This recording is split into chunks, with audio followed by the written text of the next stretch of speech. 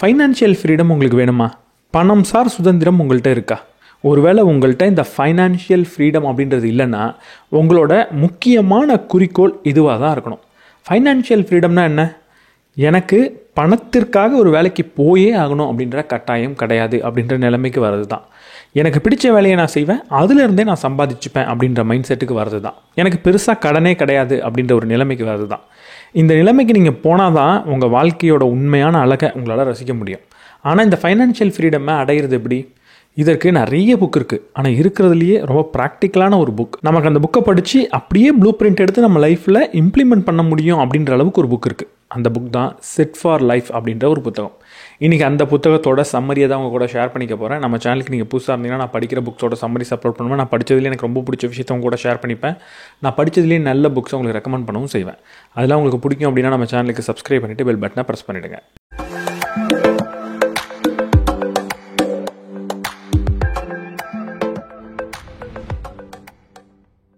வீடியோக்குள்ளே போகிறதுக்கு முன்னாடி இந்த வீடியோவோட ஸ்பான்சர் ஷூன்யா அப்படின்ற இன்வெஸ்ட்மெண்ட் பிளாட்ஃபார்ம். இன்றைக்கி இன்வெஸ்ட்மெண்ட் அப்படின்றது ரொம்ப முக்கியன்றது நம்ம எல்லாருக்குமே தெரியுது. நம்ம எல்லாருமே ஸ்டாக் மார்க்கெட்டில் நிறைய இன்வெஸ்ட் பண்ணிகிட்டு இருக்கோம். அப்படி ஸ்டாக் மார்க்கெட்டில் இன்வெஸ்ட் பண்ணும்போது நம்ம கவனிக்காமல் விடக்கூடிய ஒரு விஷயந்தான் high brokerage fees. High brokerage fees மட்டும் கிடையாது, அதில் ஹிடன் சார்ஜஸ், நமக்கு தெரியாத பல காஸ்ட்டை அதில் வச்சுருக்காங்க. ரொம்ப முக்கியமாக ப்ரோக்கரேஜை பற்றி பார்க்கும்போது மட்டும் இன்றைக்கி எவ்வளோ கொடுக்குறோம் அப்படின்றத பார்க்கக்கூடாது, அது நீண்ட காலத்தில் எவ்வளோ ரூபாயாக ஆயிருக்கும் அப்படின்றத நம்ம பார்க்க கற்றுக்கணும். அப்படி ஒரு வேளை நீங்கள் பார்க்க கற்றுக்கிட்டிங்கன்னா நீங்கள் தேர்ந்தெடுக்கக்கூடிய பிளாட்ஃபார்ம் ரொம்ப கம்மியான இல்லை ப்ரோக்கரேஜே சார்ஜ் பண்ணாத பிளாட்ஃபார்மாக இருக்கா அப்படின்றத பார்த்துக்கணும். அப்படி ஒரு நல்ல பிளாட்ஃபார்ம் தான் ஷூன்யா. டே ட்ரேட், ஆப்ஷன் அண்ட் ஃபியூச்சரில் ட்ரேட் பண்ணுங்கன்றதை நான் பெருசாக பரிந்துரைக்க மாட்டேன். ஆனால் ஒருவேளை நீங்கள் பண்ணுறவங்களா இருந்தால் வெறும் ₹5 ஒரு ட்ரேடை உங்களால் பண்ண முடியும். ரொம்ப முக்கியமாக லாங் டேர்ம் இன்வெஸ்ட்மெண்ட்டை நான் ரெக்கமெண்ட் பண்ணுவேன். அப்படி நீங்கள் பண்ணுறவங்களா இருந்தால் உங்களுக்கு ப்ரோக்கரேஜ் அப்படின்ற ஃபீஸே கிடையாது, அப்சல்யூட்லி ஃப்ரீ. அப்படி நீங்கள் கொடுக்க போகிற ஃபீஸ் எவ்வளவுன்றதை ரொம்ப டிரான்ஸ்பரண்ட்டாக காட்டுவாங்க. ப்ரைஸை மட்டும் கிடையாது, நீங்கள் வாங்கியிருக்கிற ஸ்டாக்காக இருக்கட்டும், நீங்கள் அனலைஸ் பண்ணக்கூடிய ஸ்டாக்கோ இல்லை வேறு ஒரு கமாடிட்டியாக இருக்கட்டும், அது எல்லாத்தையுமே ரொம்ப டீட்டெயிலாக பார்க்குறதுக்கான டேஷ்போர்டு இருக்கும். ரொம்ப சிம்பிளாக இருக்கும். இது ஒரு செபி ரெஜிஸ்டர்டு பிளாட்ஃபார்ம் தான். ஆர்டர்ஸ்லாம் ரொம்பவே வேகமாக வித்தின் செகண்டில் உங்களுக்கு எக்ஸிக்யூட் ஆகிடும். ரொம்ப முக்கியமாக பல விஷயத்தை ஒரே ஆப்பில் உங்களால் பர்ச்சேஸ் பண்ணிக்க முடியும். அது ஸ்டாக்காக இருக்கட்டும், இல்லை நான் முதல்ல சொன்ன மாதிரி அதிகம் நான் ரெக்கமெண்ட் பண்ணாத ஒரு ஃபியூச்சர் அண்ட் ஆப்ஷனாக இருக்கட்டும், இல்லை இடிஎஃப்ஸாக இருக்கட்டும், மியூச்சுவல் ஃபண்டாக இருக்கட்டும், இது எல்லாத்தையுமே உங்களால் ஒரே ஆப்பில் வாங்கிக்க முடியும். நீங்கள் ஒருவேளை ஃபாஸ்ட்டாக எக்ஸிக்யூட் பண்ணக்கூடிய ஒரு பிளாட்ஃபார்ம், அதே நேரத்தில் ப்ரைஸ் கம்மியாக இருக்கிற ஒரு பிளாட்ஃபார்ம், டிரான்ஸ்பரண்ட்டாக இருக்கிற ஒரு பிளாட்ஃபார்ம், அதே நேரத்தில் எல்லா டீட்டெயிலையும் ரொம்ப அழகாக ப்ரெசென்டபிளாக காட்டக்கூடிய பிளாட்ஃபார்ம் தேடிட்டு இருந்தீங்கன்னா ஷூன்யா உங்களுக்கான ஆப்பாக இருக்கலாம். ஆப்பை நீங்கள் ட்ரை பண்ணணும்னு நினச்சிங்கன்னா அதற்கான லிங்க்கை நான் டிஸ்கிரிப்ஷன் அண்ட் ஃபர்ஸ்ட் கமெண்ட்டில் கொடுத்துருக்கேன். ட்ரை பண்ணி பாருங்கள். திரும்பவும் நான் சொல்கிறேன், நீங்கள் டே ட்ரேடிங்கோ இல்லை ஆப்ஷன் அண்ட் ஃபியூச்சர் ட்ரேடிங்கோ பண்ண போகிறீங்கன்னா அதை நான் ரெக்கமெண்ட் பண்ண மாட்டேன். எனக்கு அதை பற்றி தெரியாது. உங்களுக்கு அதன் மீது ரொம்ப நம்பிக்கை இருந்ததுன்னா தீர விசாரிச்சுட்டு நல்லா அதை படித்து பார்த்துட்டு பண்ணணுமா வேணாமான்ற முடிவை நீங்களே எடுத்துக்கலாம். ஃபைனான்ஷியல் ஃப்ரீடம்னு பேசிகிட்டு இருக்கோம். ஆனால் ஃபைனான்ஷியல் ஃப்ரீடம்னா என்ன? ஃபைனான்ஷியலி ஃப்ரீயாக இருக்கிறது. ஒரு பணம் சார் சுதந்திரம் உங்களுக்கு கிடச்சிருச்சு அப்படின்னா அந்த வாழ்க்கை எப்படி இருக்குன்னு யோசிச்சு பாருங்கள். ஒரு பீச் ஓரத்தில் ஒரு வீடு, ஒரு நல்ல லக்ஸுரியான போட்டு, பெரிய பெரிய 4 கார், இப்படிப்பட்ட ஒரு வாழ்க்கை தான் ஃபைனான்ஷியல் ஃப்ரீடம் நீங்கள் நினச்சிக்கிட்டு இருந்தீங்கன்னா நீங்கள் தப்பாக நினச்சிக்கிட்டு இருக்கீங்கன்னு அர்த்தம். ஃபைனான்ஷியல் ஃப்ரீடம் அப்படின்னா இருக்கிறதுலையே லக்ஸூரியஸான லைஃப் அப்படின்றது கிடையாது. நீங்கள் ஒரு கூரை வீட்டில் இருந்தால் கூட ஃபைனான்ஷியலி ஃப்ரீயாக இருக்க முடியும் தியரிட்டிக்கலி. ஃபைனான்ஷியல் ஃப்ரீடம் அப்படின்னா என்னென்னா, நான் இன்றைக்கி காலையில் எந்திரிக்கிறேன், இதுக்கப்புறம் இன்றைக்கி ஃபுல் டே நான் என்ன வேலை செய்யணும் அப்படின்ற முடிவை நானே எடுக்கிறது தான். எனக்கு பணத்துக்காக இந்த வேலையை செஞ்சே ஆகணும்னு ஒரு கட்டாயம் கிடையாது. எனக்கு பிடிச்சிருந்தால் இந்த வேலையை செய்வேன், பிடிக்கலைன்னா நான் வேறு வேலையை செய்வேன். இன்றைக்கி நான் வேலை செய்யணுமா வேணாமா அதையும் நான் தான் தேர்ந்தெடுப்பேன். நான் எந்த வேலையை செய்யணும் அப்படின்றத தேர்ந்தெடுக்கக்கூடிய முழு கட்டுப்பாடும் என்கிட்ட இருக்கா? அதை கட்டுப்படுத்தக்கூடிய முழு திறன் என்கிட்ட இருக்கா? அதற்கு தேவையான பணம் என்கிட்ட இருக்கா? பணத்துக்காக மட்டுமே ஒரு வேலையை என்னால் செய்யாமல் இருக்க முடியுமா? ஆமாம் அப்படின்னா நான் ஃபைனான்ஷியலி ஃப்ரீயாக இருக்கேன்னு அர்த்தம். பணத்துக்காக இல்லாமல் எனக்கு பிடிச்ச மாதிரியான ஒரு வாழ்க்கையை வாழ முடிஞ்சதுன்னா அதுக்கு பேர் தான் ஃபைனான்ஷியல் ஃப்ரீடம். இந்த ஃப்ரீடம் இத்தனை ரூபாயில் தான் வரும் அப்படின்றது கிடையவே கிடையாது. உங்களுக்கு எத்தனை ரூபாயில் வேணாலும் அது வரலாம். ஆனால் ஒரு லக்ஸூரியஸ் லைஃப் ஸ்டைல் மட்டும்தான் ஃபைனான்ஷியல் ஃப்ரீடம் அப்படின்னு நீங்கள் தப்பாக நினச்சிக்கூடாது. எத்தனை ரூபாயில் வேணால் வரலாம் அப்படின்னு சொன்னதுனால இதுக்கு ஒரு டெஃபினேஷனை கொடுக்க முடியாதோ அப்படின்னு நீங்கள் நினைக்காதீங்க. கண்டிப்பாக ரொம்ப தெளிவான ஒரு டெஃபினேஷனை கொடுக்க முடியும். ஃபைனான்ஷியல் ஃப்ரீடம் அடையணும்னா 4 படி இருக்குது. முதல் படி என்ன? முதல் படியை ஃபைனான்ஷியல் சால்வன்சி அப்படின்னு சொல்லுவாங்க. அதாவது ஃபைனான்ஷியலி ரொம்ப நீங்கள் ரிச்சாலாம் இருக்க மாட்டீங்க, ஆனால் ஒவ்வொரு நாளும் உங்களால் தூங்க முடியும். அதுதான் முதல் படி. இருக்கிற கடன் எல்லாத்தையும் நீங்கள் அடைச்சிட்டிங்க. கூடவே 6 மாதத்துக்கு எவ்வளவு பணம் தேவையோ அந்த பணத்தை பத்திரமா சேமித்து வச்சுட்டீங்க. இந்த சூழல் தான் முதல் படி ஃபைனான்ஷியல் ஃப்ரீடம்க்கு. இங்கே நீங்கள் ஃப்ரீயாக இருக்கீங்கன்னு சொல்லிட முடியாது. உங்களுக்கு பிடிச்ச எந்த வேலையை வேணால் நீங்கள் செஞ்சுக்கலாம் அப்படின்னு சொல்லிட முடியாது. ஆனால் இந்த இடத்துல என்ன நீங்கள் செய்ய முடியும்னா நிம்மதியாக தூங்க முடியும். நாளைக்கு ஏதாவது ஒரு பிரச்சனைனா இமிடியேட்டாக என்னால் பார்த்துக்க முடியும், அதற்கான பணத்தை நான் வச்சுக்கிட்டு இருக்கேன் அப்படின்னு உங்களுக்கு தோணும். உங்கள் வாழ்க்கையில் அடுத்த சில நாட்களுக்கு வரக்கூடிய 99% பிரச்சனையை உங்களால் கையாள முடியும். ரொம்ப எதிர்பாராத பெரிய விஷயம் நடந்ததுனா தான் நீங்கள் உடைஞ்சு போவீங்களே தவிர அன்றாட வாழ்க்கையில் நீங்கள் கவலைப்பட தேவையில்லை. நிம்மதியாக நீங்கள் தூங்குவீங்க, நிம்மதியாக உங்களால் சாப்பிட முடியும். அதுதான் முதல் படி. 2வது படியை ஃபைனான்ஷியல் ஸ்டெபிலிட்டி அப்படின்னு சொல்லுவாங்க. ஃபைனான்ஷியல் ஸ்டெபிலிட்டினா என்ன? நீங்கள் இப்போ பணத்தை இன்வெஸ்ட் பண்ணிட்டு வரீங்க, ஒரு பிஸ்னஸை ஸ்டார்ட் பண்ணுறீங்க, உங்களுக்கு வேணும்னா ஒரு ரெண்டல் ப்ராப்பர்ட்டிஸையும் நீங்கள் பில்ட் பண்ணிட்டு வரீங்க.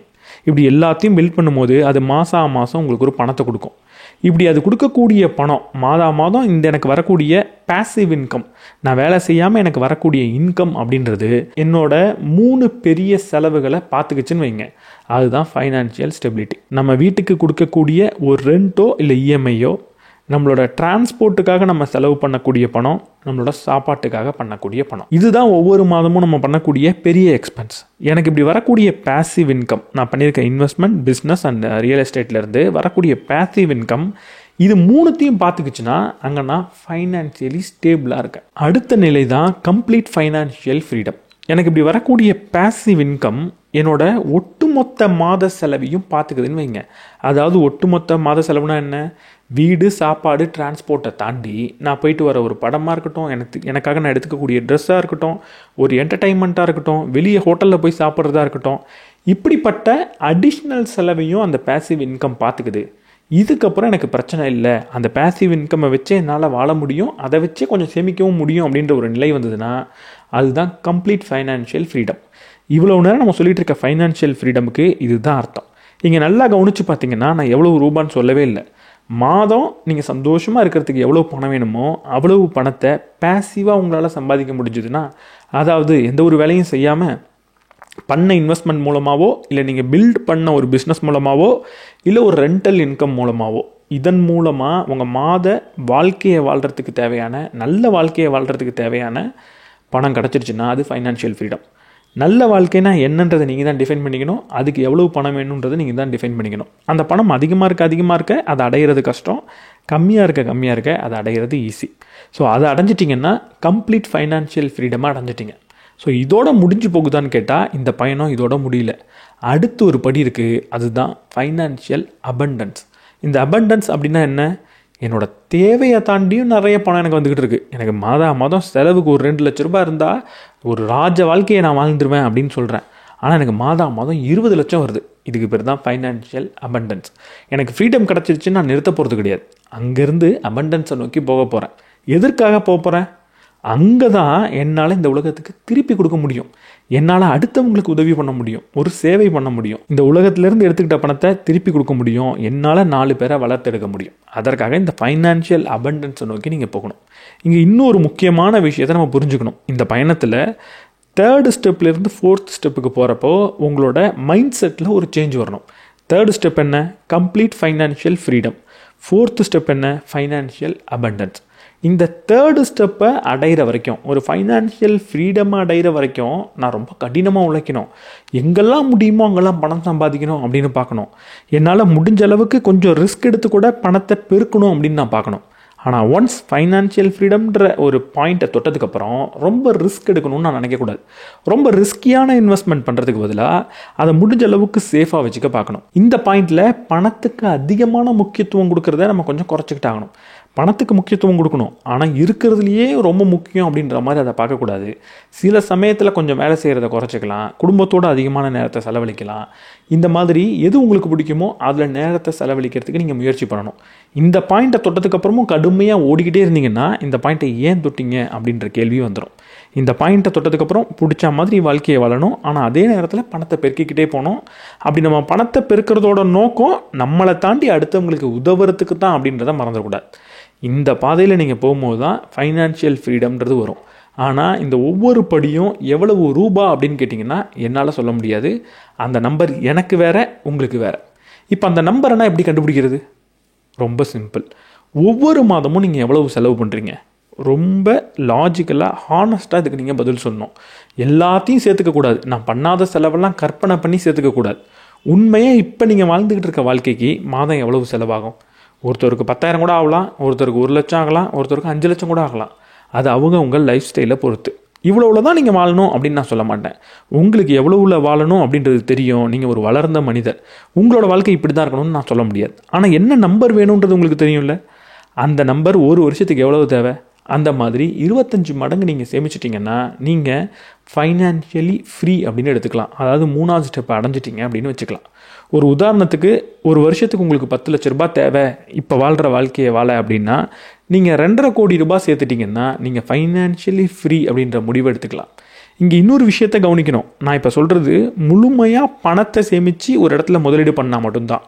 ஆனால் நீங்கள் இன்னொரு பிஸ்னஸை பில்ட் பண்ணுறீங்க, ஒரு ரெண்டல் ப்ராப்பர்ட்டியை பில்ட் பண்ணுறீங்கன்னா அங்கே 25 மடங்கு பணம் இருக்கணுன்ற அவசியம் கிடையாது. இந்த ரெண்டல் ப்ராப்பர்ட்டி அண்ட் பிஸ்னஸ்ஸே ஒவ்வொரு மாதத்துக்கும் தேவையை விட அதிகமாக பணம் கொடுத்துட்டு இருக்குன்னா இந்த 25 மடங்குன்றதை நீங்கள் குறைச்சிக்கலாம். 10 மடங்கு 15 மடங்குன்னு கூட வச்சுக்கலாம். ரூல் ரொம்ப ரொம்ப சிம்பிள். பணம் மட்டுமே சேர்த்து இன்வெஸ்ட் பண்ணி வச்சு அதுலேருந்து வர ரிட்டர்னை வச்சு ஃப்ரீயாக இருக்கணும்னா 25 மடங்கு 40 மடங்குன்னு சில பேர் சொல்லுவாங்க. ஆனால் ஒரு பிஸ்னஸும் இருக்குது, ஒரு ரெண்டல் இன்கமும் எனக்கு வருது அப்படின்னா வரக்கூடிய இன்கம் என் மாத செலவை தாண்டி சேவிங்க்கும் உதவி பண்ணணும். அந்த பணத்தை எடுத்து என்னால் பிஸ்னஸையும் வளர்க்க முடியணும், மாத வாழ்க்கையையும் ரொம்ப சிறப்பாக வாழ முடியணும். அப்போனா நீங்கள் ஃபைனான்ஷியலி ஃப்ரீன்னு அர்த்தம். உங்களோட நம்பர் என்னன்றதை நீங்கள் கண்டுபிடிங்க. உங்களோட நம்பர் என்னன்றதை கமெண்ட் செக்ஷனில் சொல்லுங்கள். ஸோ ஒவ்வொரு நபருக்கும் இந்த நம்பர் எப்படிலாம் மாறுது அப்படின்றத கமெண்ட் செக்ஷனில் பார்த்து நம்ம தெரிஞ்சுக்கலாம். ஃபைனான்ஷியல் ஃப்ரீடம்னா என்னென்னு பார்த்தோம். ஆனால் ஃபைனான்ஷியல் ஃப்ரீடம்க்கு எது ரொம்ப முக்கியம்? நான் நிறைய சொத்து சேர்த்து வைக்கணும், நிறைய பிஸ்னஸை பண்ண ஆரம்பிக்கணும், பணம் நிறைய சேர்த்து வைக்கணும், நிறைய ப்ராப்பர்ட்டிஸ் இருக்கணும். இதெல்லாம் முக்கியம் கிடையாது. இதெல்லாம் முக்கியம் கிடையாது அப்படின்னு சொல்கிறத விட இதை விட பல மடங்கு முக்கியமான ஒரு விஷயம் உங்கள்கிட்ட இருக்கணும். அது என்ன தெரியுமா? Mind set. உங்களுக்கான ஒரு சைக்காலஜியை நீங்கள் சூஸ் பண்ணணும்.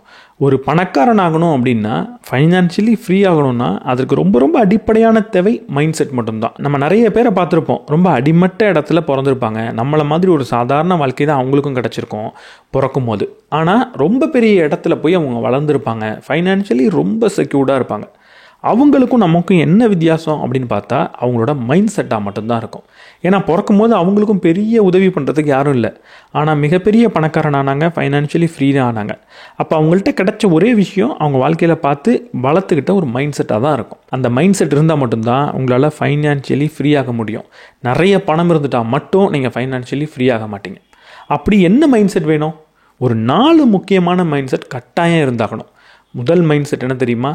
நான் ஒரு கன்சியூமராக இருக்கக்கூடாது, நான் ஒரு ப்ரொடியூசராக இருக்கணும் அப்படின்ற மைண்ட் செட் வரணும். எப்போவுமே பணம் இருக்குன்னா இந்த பணத்தை வச்சு என்ன வாங்கலாம் அப்படின்னு நான் சிந்திக்கக்கூடாது. உங்கள் கையில் திடீர்னு நான் ஒரு 1 லட்ச ரூபாய் கொடுத்துட்டேன். 1 லட்ச ரூபாய் வந்த உடனே உங்கள் மூளை உங்களுக்கு என்ன சொல்லுதுன்றதை கவனிங்க. 1 லட்சம் வந்துருச்சு, இந்த 1 லட்சத்தை வச்சு என்ன வாங்கலாம், இந்த 1 லட்சத்தை வச்சு என்ன மாதிரி செலவு பண்ணலாம், என்ன மாதிரி ட்ரிப் போகலாம், இன்ஸ்டாகிராமில் உடனே எந்த ட்ரிப்லாம் போகலாம், எதெல்லாம் 1 லட்ச ரூபாய்க்கு வருது அப்படின்னு பார்க்கக்கூடாது. 1 லட்ச ரூபாய் கைக்கு வந்த உடனே இந்த 1 லட்ச ரூபாயை எந்த பிஸ்னஸில் நம்ம இன்வெஸ்ட் பண்ணலாம், எப்படி இதை பெருக்கலாம், இதை எங்கே இன்வெஸ்ட் பண்ணலாம், என்ன மாதிரியான ஒரு அசட்டை பில்ட் பண்ணுறதுக்கு யூஸ் பண்ணலாம் அப்படின்னு நீங்கள் சிந்திக்கணும். காசை வச்சு இன்னும் அதிக காசு சம்பாதிக்கணும் அப்படின்னு உங்கள் மைண்ட் சொல்லிக்கிட்டே இருந்ததுன்னா நீங்கள் ஃபைனான்ஷியலி ஃப்ரீயாக போகிறீங்கன்னு அர்த்தம். காசை வச்சு ஏதோ ஒன்றத்தை வாங்கி அனுபவிச்சுக்கிட்டே இருக்கணும்னு சொன்னிச்சுன்னா நீங்கள் ஃபைனான்ஷியலி ஃப்ரீயாக ஆக மாட்டீங்க அப்படின்னு அர்த்தம். 2வது, டிஸ்கம்ஃபர்ட்டை ஏற்றுக்கணும். எந்நேரமும் கம்ஃபர்ட்டாக இருக்கணும்னு நினைக்கக்கூடாது. அதே நேரத்தில் எதிர்காலத்தில் வரக்கூடிய சந்தோஷத்துக்கு நம்ம இப்பயே தயாராகிக்கணும். எதிர்காலத்தில் வரக்கூடிய சந்தோஷம் எனக்கு ரொம்ப முக்கியம், இப்போ வர வேண்டிய சந்தோஷத்தை தியாகம் பண்ணி கூட நான் எதிர்காலத்தில் சந்தோஷமாக இருந்துக்கிறேன் அப்படின்னு நினைக்கணும். டிலேய்டு கிராட்டிஃபிகேஷன் அப்படின்னு சொல்லுவாங்க. இன்றைக்கி நான் கொஞ்சம் மிச்சம் பண்ணி பணத்தை சேமிச்சுக்கிறேன், எதிர்காலத்தில் எனக்கு சுதந்திரன்ற பெரிய சந்தோஷம் கிடைக்க போகுது. அப்போ இன்றைக்கி நான் கொஞ்சம் டிஸ்கம்ஃபர்ட்டாக இருந்து அந்த சந்தோஷத்தை அடைஞ்சிக்கிறேன் அப்படின்ற ஒரு மைண்ட் செட் தேவை. இது ஜஸ்ட் பணத்தை சேமிக்கிறதுக்கு மட்டும் கிடையாது, பல இடத்துக்கு தேவை. இன்றைக்கே சும்மா ஒரு ஸ்வீட்டை வாங்கி சாப்பிட்றோம், டிவி பார்த்துக்கிட்டு இருக்கோம் அப்படின்னா சந்தோஷத்தை கொடுத்துரும். ஆனால் ஒரு ஒர்க் அவுட் பண்ண போகிறேன் இல்லை படிக்க போகிறேன் அப்படின்னா அது எதிர்காலத்தில் தான் சந்தோஷத்தை கொடுக்கும். எல்லா நல்ல விஷயமும் இப்போ கஷ்டமாக இருக்கும், எதிர்காலத்தில் நல்லது கொடுக்கும். எல்லா கெட்ட விஷயமும் இப்போ சந்தோஷமாக இருக்கும், ஆனால் எதிர்காலத்தில் பிரச்சனையை கொடுக்கும். நல்ல விஷயத்தை தேர்ந்தெடுக்கணும்னா டிலேடு கிராட்டிஃபிகேஷன் அப்படின்றது உங்களுக்கு தெரியணும். இங்கே இன்னும் கொஞ்சம் ஸ்மார்ட்டாக நீங்கள் ப்ளே பண்ணலாம். என்ன பண்ணலாம்? நான் இப்போ ஒன்று தியாகம் பண்ணுறது மூலமாக எதிர்காலத்தில் ஒரு சந்தோஷம் கிடைக்க போகுது. உடனடியாக இப்போ எனக்கு சந்தோஷம் வேணும் அப்படின்னு முடிவெடுத்துடாதீங்க. உடனடியாக இதை நான் தியாகம் பண்ணிவிட்டு எதிர்காலத்தில் சந்தோஷமாக இருந்துக்கிறேன் அப்படின்ற முடிவும் எடுக்காதீங்க. ஜஸ்ட் இப்போ என்ன சந்தோஷம் கிடைக்குது, எதிர்காலத்தில் என்ன சந்தோஷம் கிடைக்குன்றதை கம்பேர் பண்ணி பாருங்கள். ஒரு வேளை இப்போ நான் கொஞ்சம் சிக்கனமாக வாழ்கிறது எதிர்காலத்தில் எனக்கு ஒரு பெரிய சுதந்திரத்தை கொடுக்கும், இந்த வேலைக்கு தான் நீ போயாகணும் அப்படின்ற கட்டாயம் இல்லாமல் போகும், எனக்கு பிடிக்காத வேலைக்கு நான் போகாமல் இருக்கலாம், அப்படிப்பட்ட சுதந்திரம் கிடைக்கும்னா அது எவ்வளோ பெரிய விஷயம். அதுக்காக நீங்கள் தியாகம் பண்ணலாம். எதிர்காலத்தில் வர பெரிய சந்தோஷத்துக்கு இப்போ நீங்கள் தியாகம் பண்ணுங்கள். அட்லீஸ்ட் அந்த மைண்ட் செட்டை வளர்த்துக்கோங்க. 3வது மைண்ட் செட், போருன்னு சொல்ல கற்றுக்கணும். எது உங்களுக்கான போருன்றதை டிஃபைன் பண்ணணும். பணம் அதிகமாக சம்பாதிக்க லைஃப் ஸ்டைலை நீங்கள் இன்க்ரீஸ் பண்ணிக்கிட்டே போகக்கூடாது. மாதம் இன்னும் கொஞ்சம் அதிகமாக பணம் வருது அப்படின்றதுனால இன்னும் அதிகமான செலவை உருவாக்கிக்கிட்டே போகக்கூடாது. எங்கே போருன்னு சொன்னீங்களோ அங்கேயே நிற்கணும், எவ்வளோ பணம் வந்தாலும். இதை உங்களால் செய்ய முடியுமா? இவ்வளவு நேரம் ஃபைனான்ஷியல் ஃப்ரீடமில் நம்ம கற்றுக்கிட்டதே இதுதான். ஃபைனான்ஷியல் ஃப்ரீடம் அப்படின்றது ஒரு ஆளுக்கும் வெவ்வேறு விஷயமா இருக்கலாம். அது எப்படிப்பட்ட விஷயமா இருக்குது அப்படின்றது எங்கே நான் போகிறோன்னு சொல்கிறத பொறுத்து தான் இருக்குது. வெறும் 1 கோடி ரூபாயை வச்சே நான் ஃபைனான்ஷியலி ஃப்ரீயாகவும் இருக்கலாம், 100 கோடி வந்தாலும் நான் ஃபைனான்ஷியலி ஃப்ரீயாக இல்லைப்பா அப்படின்னு சொல்லவும் முடியும். அதுக்கு எங்கே நான் போகிறோன்னு சொல்கிறேன் அப்படின்றத பொறுத்து தான் அமையுது. போருன்றத சின்ன இடத்துலையே கம்மியான பணத்தை வச்சே சொல்லிட்டீங்கன்னா சீக்கிரமாக ஃபைனான்ஷியலி ஃப்ரீ ஆகிடுவீங்கன்னு அர்த்தம். பெருசாக ஆனதுக்கப்புறம் தான் போருன்னு சொல்லுவேன்னு நினச்சிங்கன்னா கண்டிப்பாக ஃபைனான்ஷியல் ஃப்ரீடம்ன்றது தள்ளி போகும். 3rd மைண்ட் செட் இது தான். ஃபைனான்ஷியல் ஃப்ரீடம் வேணும்னா எங்கே போருன்னு சொல்லணுமோ அங்கே போருன்னு சொல்லணும். போருன்னு சொன்னதுக்கப்புறம் மேலே ஏதாவது வாங்கிக்கிட்டே இருக்கக்கூடாது. 4வது மைண்ட் செட் ரொம்ப முக்கியமான மைண்ட் செட். செயல்படுத்தக்கூடிய நபராக இருக்கணும். ஒரு ரொம்ப பெரிய தேரியை பேப்பரில் சொல்கிறவனை விட அறகுறையாக ஏதோ ஒரு விஷயத்தை செயல்படுத்துகிறவன் சிறந்தவன்றதை மறந்துடாதீங்க. நான் ஏதோ பெருசாக பேசிக்கிட்டே இருக்கிறேன், ஆனால் ஒன்றுத்தையும் செய்கிறது கிடையாது. இன்னொரு நபர் எதுவும் பேசுகிறது கிடையாது, ஆனால் ஒரு பிஸ்னஸ் ஆரம்பிக்கணும்னு நினைக்கிறாரா, சின்னதாக உடனே ஆரம்பிச்சிடுறாரு, 10-15 வாட்டி சொதப்புறாரு. ஒரு வாட்டி சொதப்பும் போதும் அதுலேருந்து ஏதோ ஒரு பாடத்தை கற்றுக்கிறாரு, அதை வச்சு கரெக்ட் பண்ணிக்கிறாரு. அறகுறையாக ஏதோ ஓடிக்கிட்டே இருக்காருன்னா அவர் தான் சிறந்தவர். செயல் அப்படின்றது தான் சிறந்த விஷயன்றதை மறந்துடக்கூடாது. உடனடியாக ஏதாவது ஒன்று செய்யணும்னு நினச்சிங்கன்னா செய்ய ஆரம்பிங்க. எடுத்த உடனே அகலக்கால் வைக்காமல் சின்னதாக முயற்சி பண்ணி பாடத்தை கற்றுக்கிட்டு அதை பெருசாக்குங்க. ஆனால் பெருசானதுக்கப்புறம் தான் ஆரம்பிப்பேன்னு பேசிக்கிட்டே இருந்தீங்கன்னா நீங்கள் ஆரம்பிக்கவே போகிறது கிடையாது. 4வது மைண்ட் செட் இது தான். உடனடியாக செயல்படுத்த தெரியணும். சின்னதாக செயல்படுத்தி அதை எக்ஸ்பெரிமெண்ட் பண்ணி பார்த்து அதுலேருந்து பாடத்தை கற்றுக்கிட்டு அதை வளர்க்கவும் நமக்கு தெரியணும். ஃபைனான்ஷியல் ஃப்ரீடமுக்கு என்ன செய்யலாம்? தெளிவான ரூட் மேப்பை இந்த புத்தகத்துலேருந்து இப்போ நம்ம கற்றுக்க போகிறோம். அதுக்கு நம்ம முதல்ல புரிஞ்சிக்க வேண்டிய ஒரு ஐடியா இருக்குது. அது என்ன தெரியுமா? ஃபைனான்ஷியல் ஃப்ரீடமுக்கு எனக்கு எவ்வளோ பணம் வேணும் அப்படின்றது டிஃப்ரெண்ட். ஆனால் அந்த பணத்தை முதல்ல என்னோடய குறிக்கோளாக நான் வைக்கக்கூடாது. ஒரு உதாரணத்துக்கு, நான் ஃபைனான்ஷியலி ஃப்ரீயாக இருக்கணும்னா எனக்கு 5 கோடி ரூபா வேணும்னு தோணலாம்.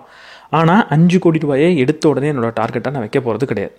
முதல்ல நம்ம புரிஞ்சிக்க வேண்டியது, இந்த புத்தகத்தில் என்ன சொல்கிறாங்கன்னா, $1,00,000 அப்படின்றது தான் சேமிக்கிறதுக்கு ரொம்ப கஷ்டமாக இருக்கும். அதுக்கப்புறம் அந்த $1,00,000 $1 மில்லியன் மாற்றுறதுக்கு அவ்வளவு உழைப்பு நீங்கள் போட தேவையில்லை அப்படின்னு சொல்கிறார். அதாவது அப்படியே $1,00,000 நம்ம இந்தியன் ரூபிக்கு கன்வெர்ட் பண்ணோன்னா 80 லட்சம் ரூபாய் வந்துடும். ஸோ நம்மளோட எக்கனாமிக்கு அப்படியே நம்ம அதை எடுத்துக்க தேவையில்லை, அது ரொம்ப மலைப்பாக இருக்கும். சரி, எவ்வளவு அமௌண்ட்டை சொல்லலாம் அப்படின்னு யோசிச்சு பார்த்தோன்னா, இந்த வீடியோவை பார்க்குற ஒவ்வொரு நபருக்கும் வேறு நம்பராக அது இருக்குமோ அப்படின்னு எனக்கு தோணுச்சு. அப்போ நான் இதை எப்படி கன்வெர்ட் பண்ணி உங்களுக்கு சொல்ல போகிறேன்னா, நீங்கள் முதல் வருஷம் எவ்வளவு சம்பாதிக்கிறீங்கன்னு பாருங்கள். அதே அளவு 10 மடங்கு நீங்கள் பணத்தை சேமிக்கிறது ரொம்ப கஷ்டமாக இருக்க போகுது. அதுக்கப்புறம் உங்களோட லைஃப்பில் நீங்கள் சம்பாதிக்க போகிற பணமோ இல்லை உங்களோட போர்ட்ஃபோலியோவை நீங்கள் இன்க்ரீஸ் பண்ணுறது ரொம்ப சுலபமாக இருக்க போகுது. முதல் வருஷம் நீங்கள் 3 லட்சம் ரூபாய் சம்பாதிச்சுட்டு இருந்தீங்க அப்படின்னா உங்களோட எய்ம் 30 லட்சமாக இருக்கணும். முதல் வருஷமே நீங்கள் 10 லட்ச ரூபாய் சம்பாதிக்கக்கூடிய ஒரு வேலைக்கு போயிருந்தீங்கன்னா உங்களோட எய்ம் 1 கோடி ரூபாயாக இருக்கணும். இந்த நம்பர் தான் இருக்கிறதுலே கடினமான விஷயம் நீங்கள் அச்சீவ் பண்ணுறதுக்கு. அதற்கப்புறம் நீங்கள் சம்பாதிக்க போகிற பணமோ இல்லை சேர்க்க போகிற சொத்தோ ரொம்பவே சுலபமானதாக இருக்க போகுதுன்றதை மறந்துடாதீங்க. இந்த நம்பரை நம்ம ஒரு டிஸ்கஷனுக்காக 30 லட்சம் அப்படின்னே வச்சுப்போம். 30 லட்சம்ன்றது என்ன? அந்த பணம் இருந்தால் என் வாழ்க்கையே மாறிடும் அப்படின்றதெல்லாம் கிடையாது. அந்த நம்பர் முக்கியமே கிடையாது. இந்த நம்பரை விட எது ரொம்ப முக்கியம்னா, இந்த நம்பரை அடையிறதுக்கான மனிதனை நான் மாறிட்டேன் அப்படின்றது தான். 3 லட்ச ரூபாய் சம்பாதிச்சுக்கிட்டு இருக்க ஒரு நபர் 30 லட்ச ரூபாயை சேமிச்சிருக்காருன்னா அந்த 30 லட்ச ரூபாய் முக்கியமே கிடையாது. அப்படி எடுத்து கூட நீங்கள் ஏதாவது ஒரு செலவு பண்ணிக்கோங்க. ஆனால் நீங்கள் அப்படி பண்ண மாட்டீங்க. அதற்கு காரணம் என்னென்னா, நான் 30 லட்ச ரூபாய் சேமிக்கிற அளவுக்கு ஒரு மனிதனாக மாறியிருக்கேன்.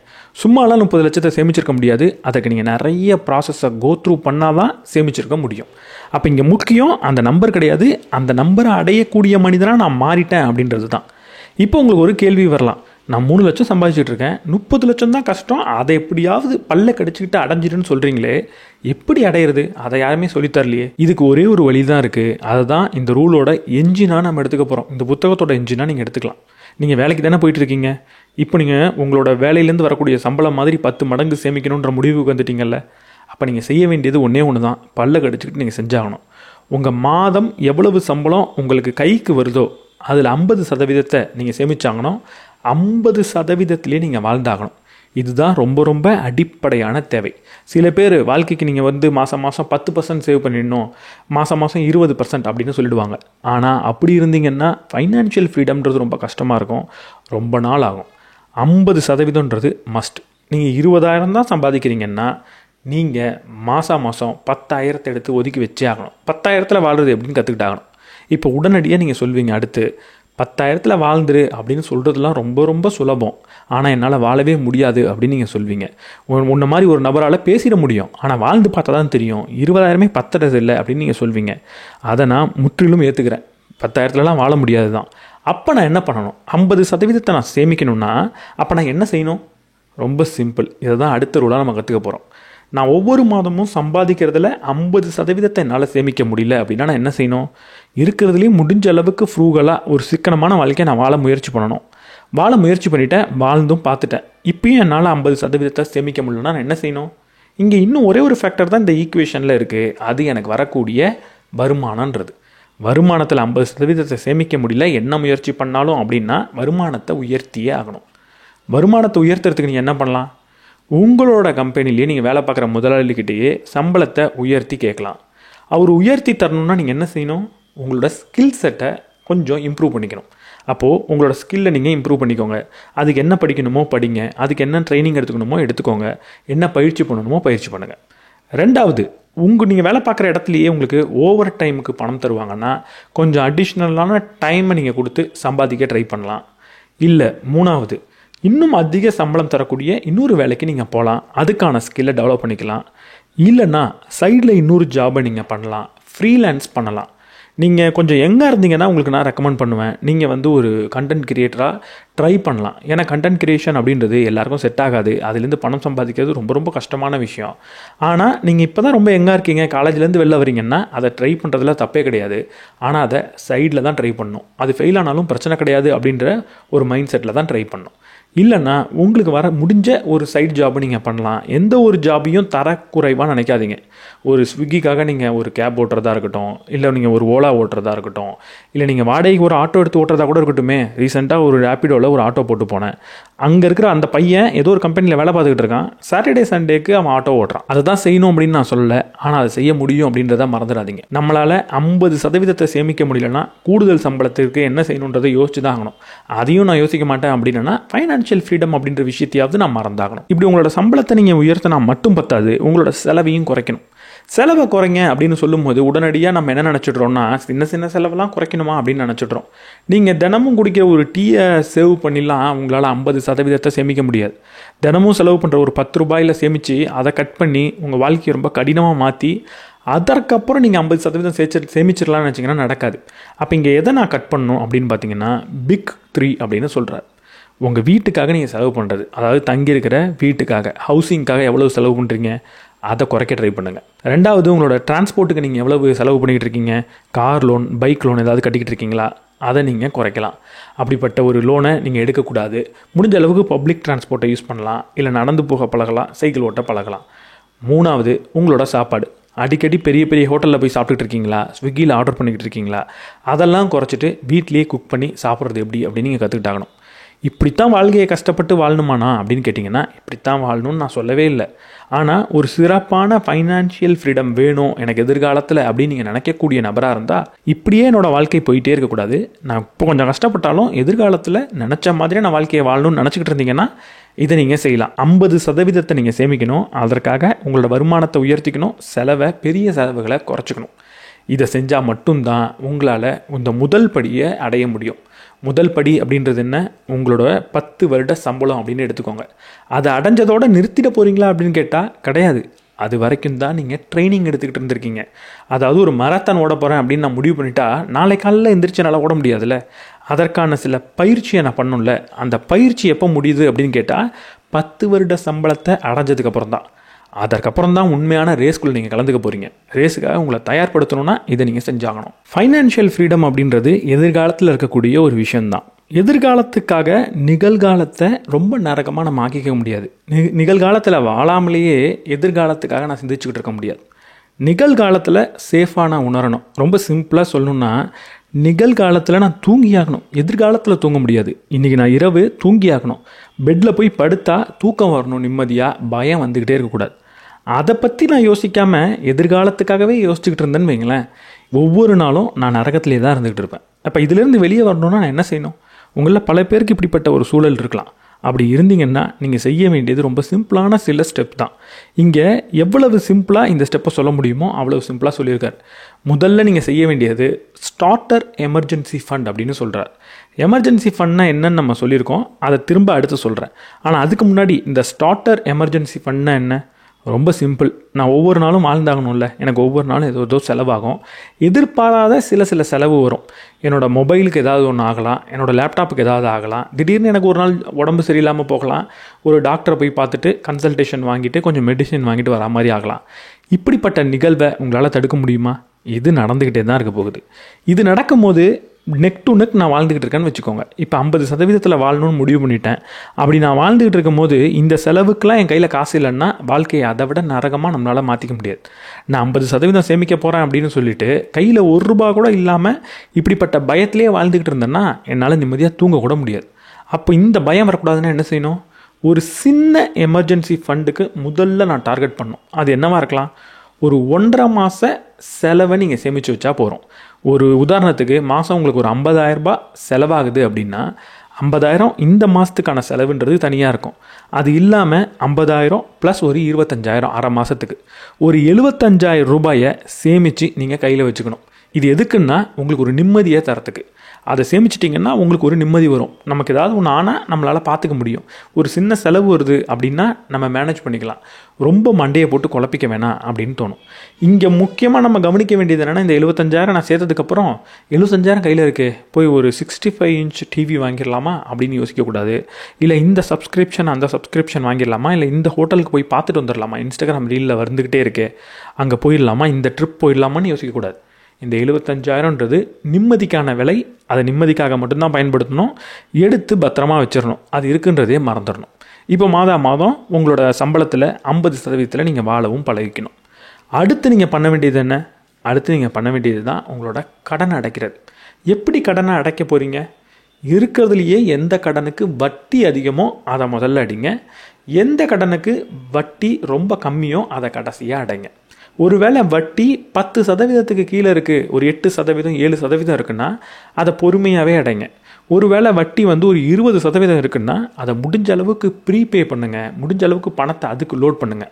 நீங்கள் சேமிக்கக்கூடிய இந்த 50% அந்த கடனை அடைக்கிறதுக்கு பயன்படுத்துங்க. கடனோடு நீங்கள் வாழ்ந்து பார்த்தா தான் தெரியும் அந்த வாழ்க்கை எவ்வளவு நரகமானதாக இருக்கும் அப்படின்னு. அந்த கடனை முதல்ல அடைச்சிருங்க. அதுக்கப்புறம் நம்ம ஃபைனான்ஷியல் ஃப்ரீடம் பற்றிலாம் பேசிக்கலாம். 3வது பாயிண்ட் என்ன? இப்போ கடனையும் அடைச்சாச்சு. அடுத்து நீங்கள் செய்ய வேண்டியது தான் ஃபுல்லி ஃபண்டட் எமர்ஜென்சி ஃபண்ட் அப்படின்னு சொல்லுவாங்க. முதல்ல பார்த்தது ஸ்டார்டர் எமர்ஜென்சி ஃபண்ட். இப்போ நம்ம பண்ண போகிறது fully funded emergency fund. Fully ஃபண்டட்னா என்ன? 1.5 மாதம் கிடையாது, 6 மாதத்துக்கு எவ்வளவு தேவையோ அவ்வளவு பணத்தை நீங்கள் சேமிக்கணும். இதை சேமித்து என்னவா வச்சுக்கலாம்? நீங்கள் ஒரு பாண்டாக வச்சுக்கலாம். நல்ல பாண்டை உங்களுக்கு தேர்ந்தெடுக்க முடியும் அப்படின்னா அதை நீங்கள் வச்சுக்கலாம். ஒரு கவர்மெண்ட் பாண்ட் மாதிரி ஹைலி லிக்விடாக இருக்கணும். அதாவது லிக்விட்னா என்ன? இன்றைக்கி விற்று அதை பணமாக என்னால் வாங்கிக்க முடியும்னா அப்படிப்பட்ட பாண்டை கண்டுபிடிச்சி நீங்கள் போட்டுக்கலாம். இல்லைன்னா ஒரு ஃபிக்ஸட் டெபாசிட்டில் நல்ல இன்ட்ரெஸ்ட் வரும்போது போட்டு வச்சுக்கலாம். ஏன்னா 6 மாத காசையும் நீங்கள் சும்மா சேவிங்கில் வச்சுக்க தேவையில்ல, அதுலேருந்தும் கொஞ்சம் ரிட்டர்ன் சம்பாதிக்கலாம். ஸோ ஒரு நல்ல ஃபிக்ஸட் டெபாசிட்டோ இல்லை ஒரு நல்ல பாண்டோ தேர்ந்தெடுத்து போட்டு வச்சுக்கோங்க. அடுத்த ஸ்டெப் நீங்கள் என்ன பண்ணணுன்னா, உங்களுக்கு ஒருவேளை ஒரு கம்பெனியில் ஒர்க் பண்ணிக்கிட்டு இருந்தீங்கன்னா பிஎஃப் அப்படின்னு ஒன்று பிடிப்பாங்க. அந்த பிஎஃப்ஐ மறந்துடணும். நம்மள பல பேர் என்ன பண்ணுறோன்னா, அந்த பிஎஃப்ஐ எப்படி எப்படி எடுக்கலாம் அப்படின்லாம் சிந்திச்சுக்கிட்டு இருக்கோம். ஏதாவது பொய் சொல்லி எடுத்துடலாமா, இப்படி பண்ணி எடுத்துடலாமா, அப்படி பண்ணி எடுத்துடலாமா, யாருக்காவது கமிஷன் கொடுத்தா எடுத்து கொடுத்துருவாங்களா அப்படிலாம் யோசிக்கிறோம். பிஎஃப் அப்படின்னு ஒன்று கிடையவே கிடையாது அப்படின்னு மைண்டில் வச்சுக்கோங்க. அதை எடுக்கணும்னு நினைக்காதீங்க. கடைசி 5வது ஸ்டெப் தான் நீங்கள் சேமித்த பணத்தை இன்வெஸ்ட் பண்ண ஆரம்பிக்கணும். நல்ல ஒரு ஃபண்டில் இல்லை நல்ல ஒரு ஸ்டாக்கில் நல்ல வேல்யூ தரக்கூடிய விஷயத்தில் நீங்கள் இன்வெஸ்ட் பண்ணணும். எதில் இன்வெஸ்ட் பண்ணணும் அதை என்னால் உங்களுக்கு இங்கே ரெக்கமெண்ட் பண்ண முடியாது. நீங்கள் அதை பற்றின ஃபைனான்ஷியல் நாலேஜை வளர்த்துக்கணும், தொடர்ந்து படிக்கணும், தெளிவாக கொஞ்சம் கொஞ்சமாக இன்வெஸ்ட் பண்ணி பார்த்து எது ஒர்க் ஆகும், எதில் தப்பு பண்ணிவிடுவோம், எது சரியாக இருக்கும் அப்படின்றதெல்லாம் கற்றுக்கணும். கற்றுக்கிட்டதுக்கப்புறம் அதில் அதிகமான பணத்தை இன்வெஸ்ட் பண்ணணும். 50% இன்வெஸ்ட் பண்ணணும்னு சொன்னதுனால எடுத்த உடனே என்னன்னே தெரியாமல் ஒரு விஷயத்தில் போய் 50% பணத்தையும் போடக்கூடாது. கொஞ்சம் கொஞ்சமாக படித்து கற்றுக்கிட்டு அதுக்கப்புறம் நீங்கள் அதை செய்ய ஆரம்பிக்கணும். ஆனால் இன்வெஸ்ட் பண்ணுறது ரொம்ப முக்கியம். நீங்கள் சேமிக்கிற ஒவ்வொரு ரூபாயும் திரும்ப உங்களுக்காக பணத்தை சம்பாதிச்சு கொடுக்கணும். பணத்தை 50% சேமித்து அதை நீங்கள் இன்வெஸ்ட் பண்ணிகிட்டே வரீங்க, எதுலேயோ முதலீடு பண்ணிகிட்டே வரீங்க. இப்படி பண்ணால் ஃபைனான்ஷியல் ஃப்ரீடம் கிடச்சிருமானா கண்டிப்பாக கிடச்சிரும். ஆனால் எப்போ அப்படின்றது தான் கேள்வி. இதுக்கு பல வருஷம் எடுத்துக்கும். ஃபைனான்ஷியல் ஃப்ரீடமை நீங்கள் அடையும் போது உங்களோட தேவைகளே ரொம்ப குறைஞ்சி போயிருக்கும். உங்களுக்கு வயசாக இருக்கலாம், உங்களோட குழந்தைகள் அவங்க லைஃப் அவங்களே பார்த்துக்கக்கூடிய நிலைமைக்கு போயிருக்கலாம், ஏன் உங்களை கூட அவங்க பார்த்துக்க ஆரம்பிச்சிருக்கலாம். அப்போ நீங்கள் ஃபைனான்ஷியல் ஃப்ரீடம் அடைஞ்சி அந்த பணத்தை வச்சு என்ன செய்ய போகிறீங்க? அந்த வயசில் அடையக்கூடாது அப்படின்னு நான் சொல்லலை. அந்த வயதில் அடைஞ்சாலும் அதற்கோட மதிப்புன்றது அப்படியே தான் இருக்க போகுது. ஆனால் அதுக்கு முன்னாடி நம்ம அடையணும் அப்படின்ற ஒரு குறிக்கோளை நம்ம வச்சுக்கணும். ஏன்னா ஃபைனான்ஷியல் ஃப்ரீடமை எவ்வளவு சீக்கிரம் அடைகிறோமோ அதற்கப்புறம் இருக்கக்கூடிய வாழ்க்கைன்றது சிறப்பானதாக இருக்க போகுது. அப்போ சிறப்பான வாழ்க்கையை ரொம்ப நாளுக்கு நம்ம அனுபவிக்கணும் அப்படின்ற ஒரு குறிக்கோள் இருக்கிறதுல எந்த ஒரு தப்பும் கிடையாது. இப்போ நீங்கள் 50% சேமித்து நீங்கள் ஃபைனான்ஷியல் ஃப்ரீடமை அவ்வளோ சீக்கிரம் அடைஞ்சிட முடியுமான்னு கேட்டால் நடக்க போகிறது கிடையாது. அப்போ நீங்கள் என்ன பண்ணணும்? இங்கே ஒரு சூப்பர் சார்ஜர் அப்படின்றது தேவை. அந்த சூப்பர் சார்ஜர் என்ன தெரியுமா? ஒரு பிஸ்னஸ். உங்களுக்கான ஒரு பிஸ்னஸ் அப்படின்றது இருந்தே ஆகணும். பிஸ்னஸ்னால் என்ன? உங்களோட நேரத்தை செலவு பண்ணி தான் நீங்கள் பணம் சம்பாதிக்கணும் அப்படின்ற ஒரு நிலையிலேருந்து விலகி உங்களோட நேரம் உங்களோட எஃபர்ட் இல்லாமல் உங்களால் ஒரு பணத்தை சம்பாதிக்க முடியும் அப்படின்ற நிலைக்கு நீங்கள் வரது. இதை பண்ணணுன்னா நீங்கள் என்ன பண்ண முடியும்? உங்கள் நேரமும் உங்களோட எஃபர்ட்டும் கம்மியாக இருந்து நீங்கள் பணம் சம்பாதிக்கணும்னா உங்கள்கிட்டருந்து இண்டிபெண்ட்டாக இருக்கக்கூடிய ஒரு பிஸ்னஸை உருவாக்கணும். இல்லைனா நீங்கள் வேலை செய்கிற நேரத்தை தாண்டியும் பிஸ்னஸ் வேலை செய்கிற மாதிரி ஒரு பிஸ்னஸை உருவாக்கணும். இப்படிலாம் சொல்லும்போது பெரிய பிஸ்னஸ் ஏதோ வேணும் போல இருக்க, நான் ஒரு பெரிய ஆண்டர்ப்ரனர் ஆகணும் போல இருக்கு, ஏதோ ஒரு சாஃப்ட்வேர் கம்பெனி வைக்கணும், இல்லை ஒரு பெரிய ஒரு சோஷியல் மீடியாவை உருவாக்கணும் அப்படின்லாம் நீங்கள் நினச்சிட்டு இருக்கலாம். அப்படிலாம் கிடையாது. சின்ன பிஸ்னஸை முதல்ல ஸ்டார்ட் பண்ணுங்கள். எடுத்த உடனே ஒரு பெரிய பிஸ்னஸ் பண்ணுன்ற ஒரு ஐடியாக்குள்ளே இருந்தீங்கன்னா, நம்ம எல்லாருமே இன்ஜினியரிங் படிச்சிருப்போம், அப்போ நமக்கு இருந்த ஒரு ஆண்டர்ப்ரனர்ஷிப் ஐடியாவை இப்போ கொண்டு வந்தீங்கன்னா அதை உங்களால் ஆரம்பிக்க முடியாமல் போகலாம். இப்போது சிம்பிளாக என்ன பிஸ்னஸ் பண்ண முடியும் அப்படின்றத யோசிங்க. எப்படி என்ன பிஸ்னஸ் பண்ணுறது அப்படின்றத கண்டுபிடிக்கிறது 3 விதத்தை வச்சு நீங்கள் கண்டுபிடிக்கலாம். 1, ஸ்கில்டு பிஸ்னஸ். உங்களுக்கு என்ன ஸ்கில் இருக்குன்னு பாருங்கள். உங்களுக்கு கணக்கு வருதா? ஏதாவது ஒரு கம்பெனிக்கு நம்ம அக்கௌண்ட்ஸ் பண்ண முடியுமா, நம்ம கூட இருக்கிறவங்களுக்கு அக்கௌண்டிங் சப்போர்ட் பண்ண முடியுமா அப்படின்னு நீங்கள் பார்க்கலாம். உங்களுக்கு இப்போ என்ன வருதோ அதை கொடுத்து பணம் சம்பாதிக்க முடியுமா அப்படின்றத பாருங்கள். உங்களோட ஸ்பெஷல் நாலேஜ் என்னவோ அதை கொடுத்து உங்களால் பணம் சம்பாதிக்க முடியுமான்னு பாருங்கள். ஒரு சாஃப்ட்வேர் நல்லா எனக்கு யூஸ் பண்ண தெரியும்னா அதை 4 பேருக்கு சொல்லி கொடுத்து பணம் சம்பாதிக்க முடியுமா? எனக்கு ஒரு இன்ஜினியரிங் நல்லா தெரியும் அப்படின்னா அதை யாருக்காவது சொல்லி கொடுத்து பணம் சம்பாதிக்க முடியுமா? இல்லை எனக்கிட்ட இருக்கக்கூடிய ஸ்கில்லை எப்படியாவது நான் பணமாக மாற்ற முடியுமா அப்படின்னு யோசிச்சு பாருங்கள். உங்களுக்கு நல்லா குக் பண்ண தெரியும் அப்படின்னா அதை வச்சு ஏதாவது ஒரு ப்ராடக்ட் உருவாக்க முடியுமா? சின்ன ப்ராடக்ட் ஒரு 10 பேருக்கு விற்றா போகிறோம், அப்படி என்னால் பண்ண முடியுமா அப்படின்னு யோசிச்சு பாருங்கள். 2வது லோக்கல் பிஸ்னஸ். லோக்கல் பிஸ்னஸ்னால் உங்கள் கூட இருக்கிறவங்களுக்கு என்ன தேவைப்படுது அப்படின்னு பாருங்கள். முக்கியமாக உங்களோட நண்பர்களுக்கு என்ன தேவைப்படுது, அவங்களுக்கு என்ன கிடைக்கல அப்படின்றத யோசிங்க. அவங்க அடிக்கடி உங்கள்கிட்ட புலம்புவாங்க, இந்த இடத்துக்கு இதை பண்ண போனால் ரொம்ப கஷ்டமாக இருக்குது, இல்லை இதை பண்ணால் ரொம்ப காஸ்ட்லியாக இருக்குது, இந்த மாதிரி ஒரு வேலை எனக்கு ஆகணும் ஆனால் எங்கே போய் செய்யறதுனே தெரியல அப்படின்லாம் சொல்லுவாங்க. அந்த பிஸ்னஸை உங்களோட லோக்காலிட்டியில் உங்களால் பண்ண முடியுமா? ஒரு ஜாபுக்கு போயிட்டு இந்த பிஸ்னஸ் என்னால் தனியாக ரன் பண்ண முடியுமா அப்படின்னு யோசிச்சு பாருங்கள். 3வது டிஜிட்டல் பிஸ்னஸ் பண்ண முடியுமா அப்படின்னு யோசிச்சு பாருங்கள். இதுதான் இருக்கிறதுலையே ரொம்ப எஃபெக்டிவான ஒரு விஷயம். இப்போ என்ன நான் சொன்னாலும் அதையே நீங்கள் டிஜிட்டலாக மாற்ற முடியும். முதல்ல சொன்ன ஸ்கில்லையே நீங்கள் டிஜிட்டலாக மாற்றலாம். எனக்கு ஏதாவது ஒரு சாஃப்ட்வேர் நல்லா தெரியும், ஒரு எடிட்டிங் சாஃப்ட்வேர் நல்லா தெரியும், இல்லை ஒரு டிசைனிங் சாஃப்ட்வேர் நல்லா தெரியும்னா அதை ஒரு கோர்ஸாக டெவலப் பண்ணி ஏதாவது ஒரு பிளாட்ஃபார்மில் என்னால் கொடுக்க முடியுமா? ஒரு நல்ல எக்ஸ்பிளைன் பண்ணி ஒரு கோர்ஸ் டெவலப் பண்ண முடியுமா? ஒரு இபுக் எழுத முடியுமா? இல்லை ஒரு கண்டென்ட் கிரியேஷனை நல்லா பண்ண முடியுமா அப்படின்றத யோசிங்க. அதை தொடர்ந்து பண்ண ஆரம்பிங்க. இங்கே இப்படிப்பட்ட பிஸ்னஸை ரொம்ப சின்னதாக பண்ண சொல்கிறதுக்கு ஒரு காரணம் இருக்குது. நான் எப்போவுமே பெருசாக பண்ணணும் அப்படின்னு நினப்போம். ஆனால் அப்படி பெருசாக எடுத்த உடனே பண்ண முடியாதுன்றது நமக்கே தெரியும். கடைசி வரைக்கும் நம்ம பண்ணவே மாட்டோம். முதல்ல சின்னதாக பண்ணுங்கள். ஒரு 4 பேருக்கு சர்வ் பண்ணுங்கள். முதல்ல ஒரு 10 ரூபாய் அந்த பிஸ்னஸ்லேருந்து வரட்டும், லாபம் போகும். அதுக்கப்புறம் 100 ரூபாயாக மாற்றுறது எப்படி அப்படின்றத ஃபோக்கஸ் பண்ணுங்கள். அதுக்கப்புறம் அது 1000, அதுக்கப்புறம் தான் லட்சம். எடுத்த உடனே 1 லட்சம் லாபம் வர மாதிரி ஒரு பிஸ்னஸை ஸ்டார்ட் பண்ணணும்னு நினச்சிங்கன்னா நீங்கள் கடைசி வரைக்கும் ஸ்டார்ட் பண்ணவே மாட்டீங்க. இப்போ இந்த சைடு இன்கம்லேருந்து வரக்கூடிய பணத்தை என்ன செய்ய போகிறீங்க? ஏற்கனவே 50% நீங்கள் இன்வெஸ்ட் பண்ணிகிட்டு இருக்கீங்க. அது கூட இதுலேருந்து வரக்கூடிய இன்கமையும் நீங்கள் இன்வெஸ்ட் பண்ணணும். ஓகே, நமக்கு இன்னும் அதிகமாக ஒரு பணம் வந்துட்டு இருக்கே அப்படின்னு லைஃப் ஸ்டைலை அப்கிரேட் பண்ணுறதுக்கு திங்க் பண்ணக்கூடாது. நல்லா ஓடிட்டுருக்கிற டிவியை மாற்ற போகிறேன், நல்லா இருக்கிற வீட்டை மாற்ற போகிறேன் அப்படின்னு நீங்கள் யோசிக்கக்கூடாது. இந்த புதுசாக வரக்கூடிய பணத்தை உங்களோட இன்வெஸ்ட்மெண்ட்டை பூஸ்ட் பண்ணுறதுக்கு தான் நீங்கள் பயன்படுத்தணும். இல்லைன்னா இதுலேருந்து வரக்கூடிய பணத்தை வச்சு இந்த பிஸ்னஸை இன்னும் பெருசாக பண்ண முடியுமா, இன்னும் லார்ஜ் ஸ்கேலுக்கு கொண்டு போக முடியுமா அப்படின்னு யோசிக்கணும். பிஸ்னஸ்லேருந்து வரக்கூடிய பணத்தை சும்மா செலவு பண்ணுறதுக்காக பயன்படுத்தாமல் ஒன்று பிஸ்னஸை அப்கிரேட் பண்ணணும், இல்லை இன்வெஸ்ட்மெண்ட்டை இன்னும் இன்க்ரீஸ் பண்ணணும் அப்படின்னு திங்க் பண்ணணும். இந்த ஸ்டேஜுக்கு நீங்கள் வந்துட்டீங்கன்னா அடுத்த ஸ்டெப்பாக இவர் ஒன்று சொல்கிறாரு. இப்போ தான் நீங்கள் வீடு வாங்குறத பற்றியும் ஒரு ரியல் எஸ்டேட்டை பற்றியும் திங்க் பண்ணணும்னு சொல்கிறாரு. இப்போ நீங்கள் 50% ரொம்ப கன்வீனியண்ட்டாக சேவ் பண்ணி இன்வெஸ்ட் பண்ணிகிட்டு இருக்கீங்க. கூடுதலாகவும் ஒரு கொஞ்சம் இன்கம் வர ஆரம்பிச்சிருச்சு. கொஞ்சம் ஃப்ரீ ஆகிட்டீங்க. அதாவது இப்போ நான் வேலையே இல்லாமல் இருந்தால் கூட என்னோடய பிஸ்னஸில் ஃபோக்கஸ் பண்ணி அதை கொஞ்சம் நான் வளர்த்துக்க முடியும் அப்படின்ற ஒரு நிலைமைக்கு வந்திருக்கீங்க. இதுக்கு வரத்துக்கே 10 வருஷமாவது ஆகும். இப்போது நீங்கள் என்ன செய்ய போகிறீங்க? இப்போது உங்களுக்கு உங்களோட வீடை ஓன் பண்ணணும் அப்படின்ற ஒரு ஆசை இருக்குது, அது ஒரு கனவாக இருக்குது அப்படின்னா இப்போ நீங்கள் ட்ரை பண்ணலாம். அதை செய்கிறதுக்கான முயற்சியில் ஈடுபடலாம். முயற்சியில் ஈடுபடுறதுன்னா என்ன? உடனடியாக போய் ஒரு வீடை வாங்க போகிறீங்களா, இல்லை ஒரு பெரிய ஹவுசிங் லோன் எடுத்து ஒரு வீடை வாங்க போகிறீங்களா? அப்படி நீங்கள் செய்யவே கூடாது. நீங்கள் செய்ய வேண்டிய முக்கியமான ஒரு விஷயம் இருக்குது. என்ன தெரியுமா? ஹவுசிங் லோன் எடுத்து தான் வீடு வாங்க முடியும். கண்டிப்பாக ஹவுசிங் லோன் எடுப்பீங்க. அப்படி அந்த லோன் எடுக்கும்போது 20% நீங்கள் கட்டியாகணும். மீதி இருக்கிற 80% தான் நீங்கள் லோன் எடுக்கணும். இந்த ரூலை சாட்டிஸ்ஃபை பண்ண அடுத்த நிமிஷம் நீங்கள் என்ன பண்ணணுன்னா, நான் இப்போ என்ன ரெண்ட் கொடுத்துக்கிட்டு இருக்கனோ அந்த ரெண்ட்டுக்கு ஈக்குவலான இஎம்ஐ தான் நான் கட்டியாகணும். இப்போது இதை கேட்குறதுக்கு என்னால் சாதிக்கவே முடியாத விஷயம் மாதிரி தோணும். இப்போ நான் ரெண்ட் என்னமோ 25,000 தான் கொடுத்துக்கிட்டு இருக்கேன், ஆனால் என்னோடய இஎம்ஐ கண்டிப்பாக ஒரு 50,000 வந்துடும் அப்படின்னு உங்களுக்கு தோணலாம்.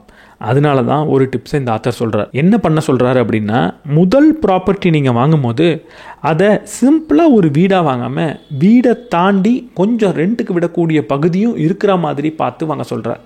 ஒரு வீடை வாங்குறீங்க, வீட்டுக்கு வெளியில் ஒரு 2 கடை வைக்க முடியுமா அப்படின்னு பாருங்கள். அதை ரெண்ட்டுக்கு விடுங்க.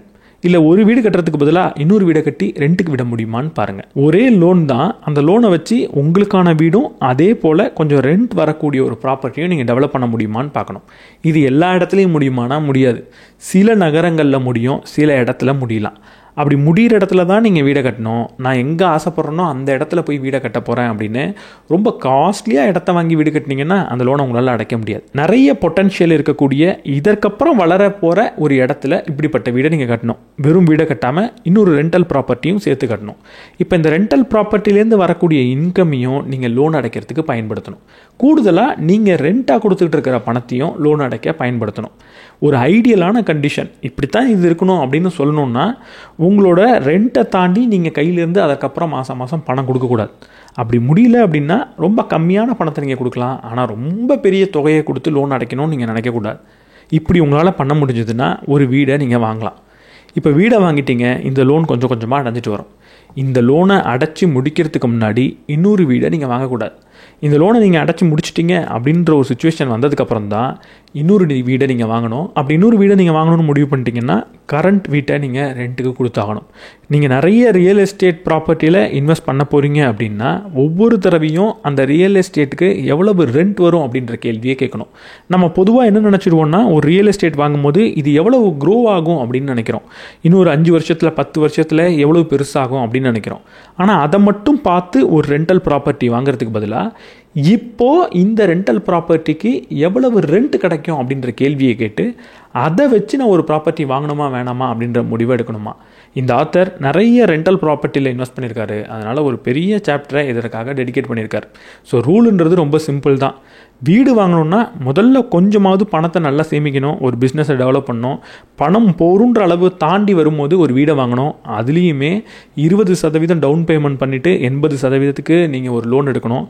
அந்த 80%லையும் முடிஞ்ச அளவுக்கு உங்களோட ரெண்ட்டை வச்சு தான் நீங்கள் இஎம்ஐயை அடைக்கணும் அப்படின்ற பிளானுக்கு வரணும். முதல் ப்ராப்பர்ட்டியில் ரெண்டல் ப்ராப்பர்ட்டியும் சேர்த்து நீங்கள் கட்டணும். அதுக்கப்புறம் வாங்க போகிற ஒவ்வொரு ப்ராப்பர்ட்டிக்கும் கரெக்டாக வேல்யூ அனாலிசிஸ் உங்களுக்கு பண்ண தெரியணும். ஜஸ்ட் இது எதிர்காலத்தில் என்னவா மாறும் அப்படின்ற ஒரு அசம்ஷனை வச்சு எந்த ப்ராப்பர்ட்டியும் வாங்காமல் இப்போ என்ன ரெண்ட் வருதுன்றதையும் பார்த்து வாங்கணும்னு சொல்கிறார். இந்த ஃபைனான்ஷியல் ஃப்ரீடமை ஆல்மோஸ்ட் நீங்கள் அடைய போகிறீங்கன்னு வச்சுப்போம். இங்கே சில போனஸான விஷயத்தை நம்ம புரிஞ்சுக்கிட்டாங்கணும். அதில் முதல் விஷயம், எல்லாத்தையுமே பணத்தை வச்சு கணக்கு போடக்கூடாது. ஒரு கட்டத்தில் நம்ம நேரத்தை வச்சு கணக்கு போடவும் கற்றுக்கணும். இந்த ஃபைனான்ஷியல் ஃப்ரீடமை நெருங்க உங்களோட 1 மணி நேரத்தோட வேல்யூ என்னன்னு உங்களுக்கு தெரியணும். ஒரு உதாரணத்துக்கு உங்களோட 1 மணி நேரத்தோட வேல்யூ 10,000 இருக்கலாம். அப்படி 10,000 அப்படின்னு தெரிஞ்சதுக்கப்புறம் 1 மணி நேரத்தை வச்சு ஒரு 300 ரூபாய் 400 ரூபாய்க்கான வேலையை நீங்கள் செய்யக்கூடாது. ஒரு சின்ன வேலை இருக்குது, அந்த வேலையை இன்னொரு நபரை வச்சு செஞ்சால் ஒரு 400 ரூபாய் செலவு பண்ணுற மாதிரி இருக்கும். அப்படின்னா உங்களோட 1 மணி நேரத்தோட வேல்யூ என்னன்றதை கண்டுபிடிச்சதுக்கப்புறம் அது ஒரு அதிகமான வேல்யூவாக இருக்கிறப்போ அந்த 400 ரூபாயை கொடுத்து இன்னொரு நபரை வச்சு அந்த வேலையை செய்யணும். இப்படி செய்கிறது மூலமாக அந்த நபருக்கும் ஒரு வேலை கிடைக்கும், அவரும் சம்பாதிப்பார். அதே நேரத்தில் உங்களோட நேரத்தின் மதிப்பை நீங்கள் குறைச்சிக்காமலையும் இருப்பீங்க. என்னோட நேரத்தின் மதிப்பை நான் எப்படி கண்டுபிடிக்கிறது? எனக்கு மாதம் எவ்வளவு இன்கம் வருது டோட்டலாக, நான் மாதம் எவ்வளவு மணி நேரம் வேலை செய்கிறேன், ஒரு மாதத்தில் எத்தனை மணி நேரம் இருக்குது அப்படின்றத வச்சு கணக்கு போடக்கூடாது. ஒரு மாதத்தில் எத்தனை மணி நேரம் நான் வேலை செய்கிறேன், அதை வச்சு ஒரு மாதத்துக்கு எவ்வளவு இன்கம்மை நான் கொண்டு வரேன். அந்த இன்கம்மை நான் வேலை செய்யக்கூடிய நேரத்தால் வகுக்கும் போது வரக்கூடிய வேல்யூ தான் உங்களோட 1 மணி நேரத்தோட வேல்யூ. உதாரணத்துக்கு உங்களோட எல்லா பேசிவ் இன்கமும் சேர்ந்து ஒரு 1 லட்ச ரூபாய் வருது. நீங்கள் எங்கேயோ வேலைக்கு போகிறீங்க, அந்த வேலையின் மூலமாக நீங்கள் ஒரு 1 லட்ச ரூபாய் சம்பாதிக்கிறீங்க. இப்போ மாதம் 2 லட்ச ரூபாய் உங்களுக்கு வருமானம் வருது. ஒரு சின்ன உதாரணத்துக்கு மாதத்துக்கு நீங்கள் 20 மணி நேரம் தான் வேலை செய்கிறீங்க. அப்போது 2 லட்சம் டிவைடட் பை 20, இதுலேருந்து வரக்கூடிய வேல்யூ 10,000 அப்படின்றது தான் உங்களோட 1 மணி நேரத்தோட வேல்யூ. அதுக்கப்புறம் நீங்கள் ஒவ்வொரு மணி நேரத்தையும் இப்படி தான் கால்குலேட் பண்ணணும். ஏதோ ஒரு விஷயத்துக்காக 1 மணி நேரத்தை செலவு பண்ண போகிறீங்கன்னா 10,000 கொடுக்குறேன் அப்படின்ற சிந்தனை உங்களுக்கு வரணும். அதுக்காக உங்களுக்கு பிடிச்ச வேலைக்கெல்லாம் இந்த 10,000 போட்டு பார்த்து அந்த வேலையை நான் செய்ய மாட்டேன் அப்படின்னு சொல்லக்கூடாது. சில இடங்களில் தான் இதை நீங்கள் பயன்படுத்தணும். அதை நீங்கள் புரிஞ்சுக்கணும். உதாரணத்துக்கு ஆன்லைனில் ஒரு விஷயத்தை புக் பண்ணால் ஒரு 10 ரூபாய் எக்ஸ்ட்ரா வருதுன்றதுக்காக அந்த 10 ரூபாயை சேமிக்கலன்னு 1 மணி நேரம் போய் க்யூவில் நிற்கக்கூடாதுன்னு நான் சொல்கிறேன். உங்கள் குழந்தையோட 1 மணி நேரம் விளையாடக்கூடாது அப்படின்னு நான் சொல்லலை.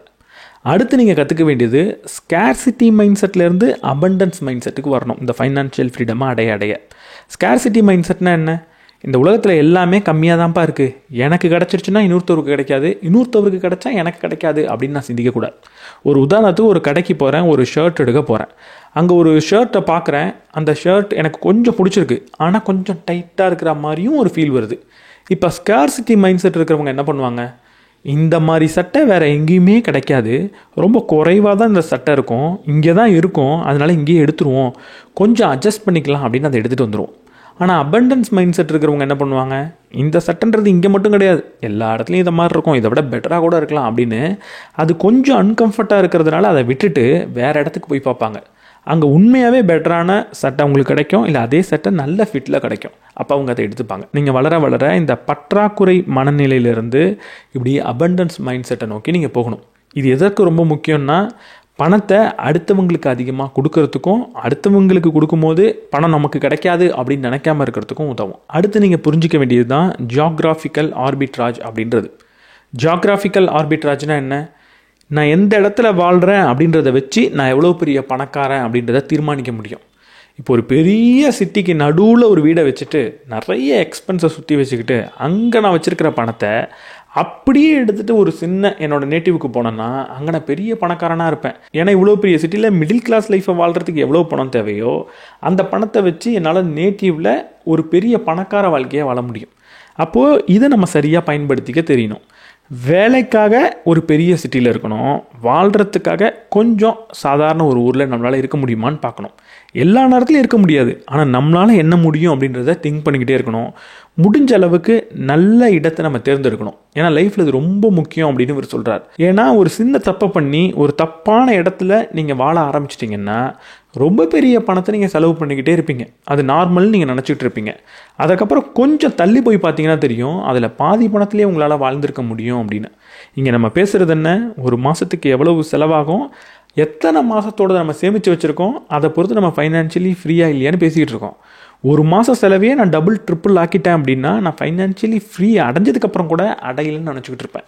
அப்போது எந்த இடத்துல வாழணும் அப்படின்றத பார்த்து சிந்திச்சு தேர்ந்தெடுக்கணும். இந்த விஷயங்கள் தான் இந்த புத்தகத்தை சொல்லப்பட்டிருக்கு. ஃபைனான்ஷியல் ஃப்ரீடம்னா என்ன அப்படின்ற ஒரு கேள்வி உங்கள் மைண்டில் ஓடிக்கிட்டே இருந்தால் இது கண்டிப்பாக உங்களுக்கு பதிலை கொடுத்துருக்கும். ரொம்ப சிம்பிளான விஷயம், ப்ராக்டிக்கலான விஷயம், ஒரு நீட்டான விஷயம். ரொம்ப போட்டு குழப்பாமல், ரொம்ப அதே நேரத்தில் ஃபிலாசபி பேசாமல், இல்லை நம்மளால் செய்ய முடியாத ஏதோ ஒரு விஷயத்தை பேசாமல், இதை மட்டும்தான் நம்மளால் செய்ய முடியுன்றதை புரிஞ்சுக்கிட்டு அதை எக்ஸ்பிளைன் பண்ணியிருக்கிற ஒரு புக்காக நான் பார்த்தேன். அதாவது ஒரு வேலைக்கு போயிட்டுருக்கிற, காலேஜை முடிச்சுட்டு வேலைக்கு போயிட்டுருக்க ஒரு பையனுக்கு எதிர்காலத்தில் ஃபைனான்ஷியலி ஃப்ரீயாக இருக்கணும்னா இதுதான் ஒரு நல்ல ரோட் மேப்பாக இருக்கும். அட்லீஸ்ட் 90% நபருக்கு இது ஒரு ரோட் மேப்பாக இருக்கும். ஒரு சில பேர் தான் எக்ஸம்ஷனாக இருப்பாங்க.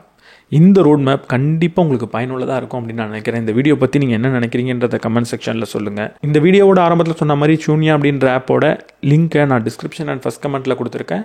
நீங்கள் செக் பண்ணி பாருங்கள். லாங் டேர்ம் இன்வெஸ்ட்மெண்ட் பற்றி திங்க் பண்ணுங்கள். இந்த வீடியோ உங்களுக்கு பிடிச்சிருந்தால் லைக் பண்ணிவிட்டு உங்கள் நண்பர்களோட ஷேர் பண்ணுங்கள். நம்ம சேனலுக்கு நீங்கள் புதுசாக இருந்தீங்கன்னா சப்ஸ்கிரைப் பண்ணிவிட்டு பெல் பட்டனை ப்ரெஸ் பண்ணிவிடுங்க.